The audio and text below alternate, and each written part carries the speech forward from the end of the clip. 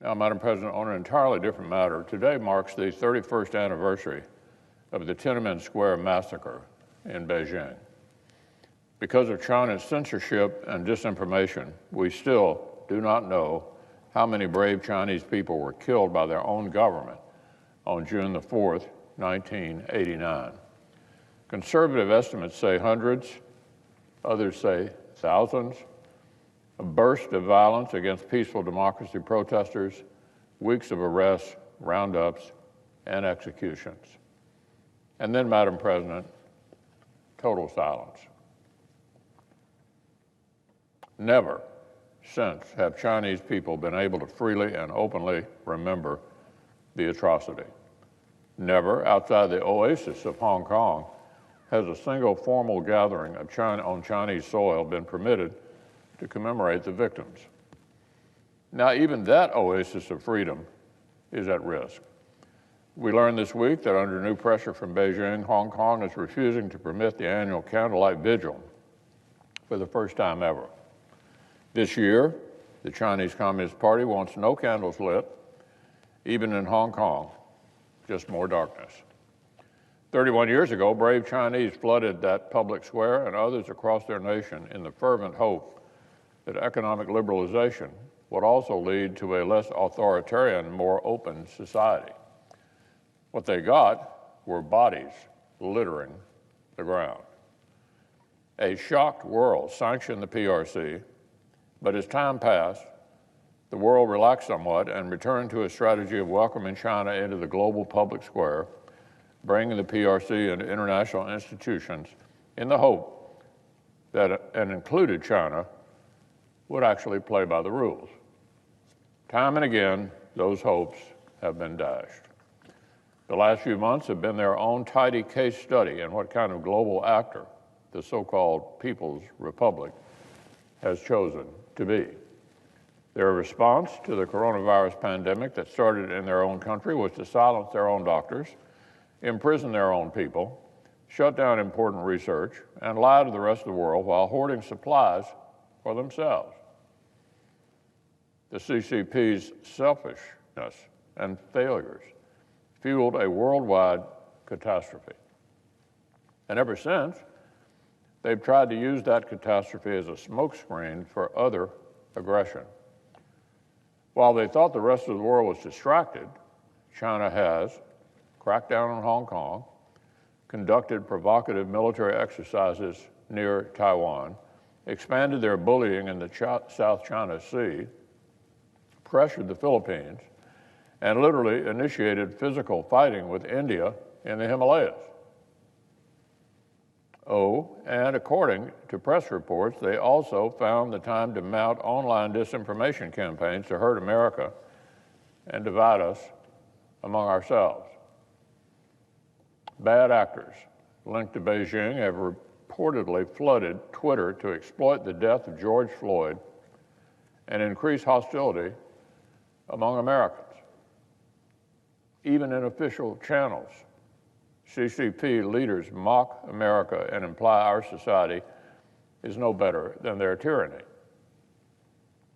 Now, as an aside, Madam President, some Democrats here in Washington seem to have swallowed the Chinese propaganda and set out to amplify it themselves, including from right here on the Senate floor.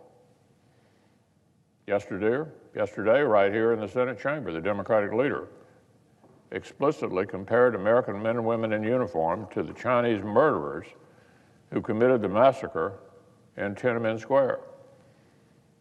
Leader Schumer said that when he saw images of American men and women in uniform standing near the recently defaced Lincoln Memorial and protecting the right to peaceful protest, quote, "You cannot help but think of Tiananmen Square." That's what he said. Well, I'm sure Beijing was thrilled with this shameful comparison, a propaganda victory for Communist China, gift wrapped with the compliments of the Democratic Party, delivered just in time for this bloody anniversary. Imagine being so consumed by partisanship that you deliberately link the brave American men and women who stop violence, protect peaceful protest, defend citizens' constitutional liberties, and defend against violent riots to the Chinese butchers butchers who gunned down crowds of peaceful dissenters who were begging for the same rights our military defends. In America, the police help peaceful marchers march. Over there, they gun them down. If anyone is having trouble distinguishing these things, the problem is not with our nation, it is with them. Now, Madam President, these recent examples of Chinese hostility are just symptoms of a fundamental problem that has come into focus.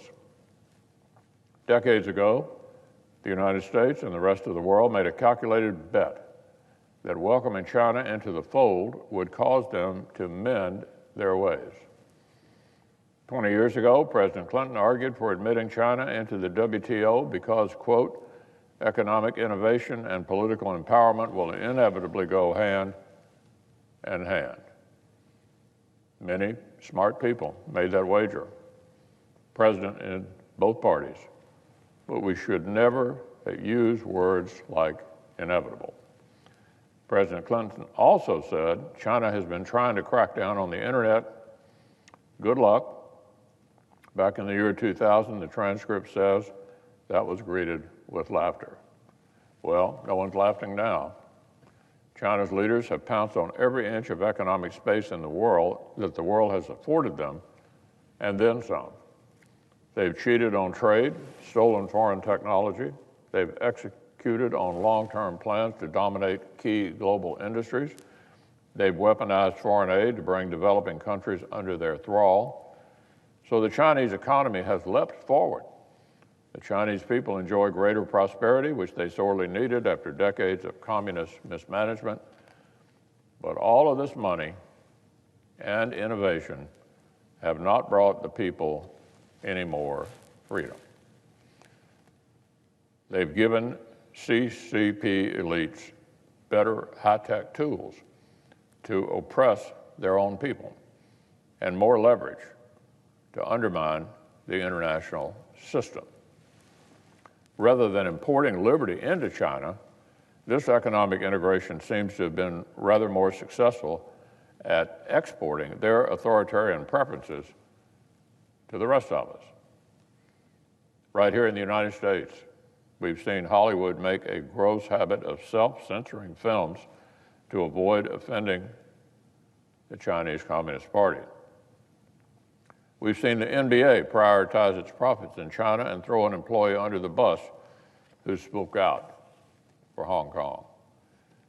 The same elites, institutions, and businesses that feel totally free to critique our own society, and rightly so, increasingly walk on eggshells around President Xi and his cronies. And free speech is hardly the only front where China poses an international threat. A recent major report from an interagency task force found that China's deliberate economic aggression and targeting of our industrial base is a significant national security vulnerability for the United States. And many other nations are awakening to the same reality.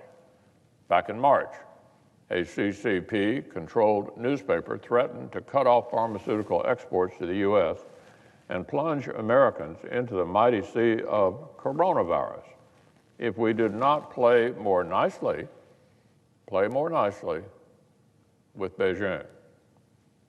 1 month later, Chinese officials threatened a boycott of Australia because our Australian friends wanted to investigate the origins of the pandemic. Earlier this year, the director of the FBI explained that China's criminal conspiracies against the United States and our companies make the CCP the greatest long-term threat to America's information security, intellectual property, and by extension, our economic vitality. And once again, our allies and partners are being victimized by the very same tactics. One outside report found the United States is losing between $400 billion and $600 billion per year in intellectual property theft as a matter of provable losses. And that figure does not account for second-order losses such as jobs and infrastructure. So let's put that in perspective. Congress has been working hard on the huge historic Paycheck Protection Program. It pushed out $500 billion for American workers. Well, by this estimate, China reaches into our country and steals the equivalent of that entire program every single year.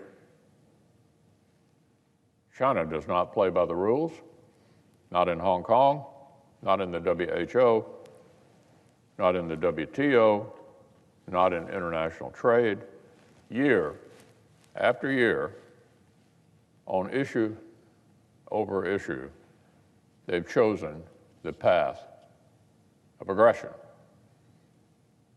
So there will be consequences. Just this week, the UK has reportedly continued to back away from plans to work with Huawei. And Prime Minister Boris Johnson is impressively preparing to offer visas so that Hong Kongers who want to know their freedoms and liberties are secure can take refuge in the United Kingdom instead. In Japan, Prime Minister Abe is taking major steps to strengthen Japan and check China's economic aggression. Well, it's a good thing, too, because defending America's security, America's interests, American prosperity, and the international system cannot be a go-it-alone operation. There will be steps the United States will take on our own.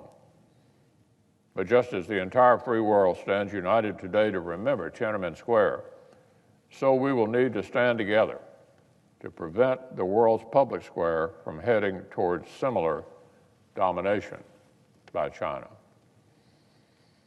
We will need to keep our friends and partners close.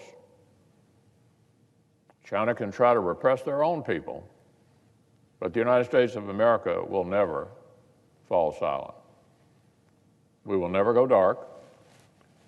We will keep the candles lit. We will protect our people and their bright future.